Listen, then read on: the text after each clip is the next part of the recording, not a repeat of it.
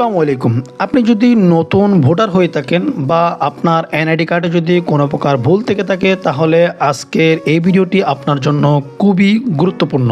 আপনারা অনেকে রয়েছেন নতুন ভোটার হয়েছেন কিন্তু এখনও পর্যন্ত এনআইডি কার্ড পাননি।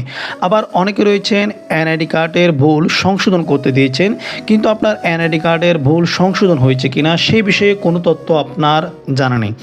আপনারা অনেকে নির্বাচন কমিশন অফিসে দৌড়াদৌড়ি করতেছেন, অনেকে ইউনিয়ন পরিষদ এবং অনেকে পৌরসভা অফিসে যাওয়ার পরও সঠিক কোনো তথ্য পাচ্ছেন না। আপনাদের জন্য সুখবর রয়েছে, এনআইডি সেবা নিতে হটলাইন নাম্বার চালু করেছে সরকার। জাতীয় পরিচয়পত্র, এনআইডি বিষয়ে সেবা পেতে কিংবা সংশোধন সহ সব ধরনের সমাধানে হটলাইন নাম্বার চালু করেছে নির্বাচন কমিশন ইসি। সোমবার 30শে সেপ্টেম্বর ইসি জনসংযোগ শাখার পরিচালক মোহাম্মদ শরীফুল আলম স্বাক্ষরিত এক বার্তায় এই তথ্য জানানো হয়েছে।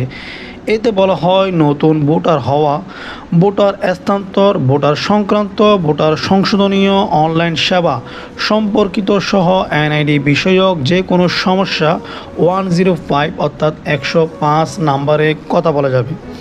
সকাল 8টা থেকে রাত 8টা পর্যন্ত এই হটলাইন টোলে ফ্রি কথা বলে সেবা নিতে পারবে যে কেউ।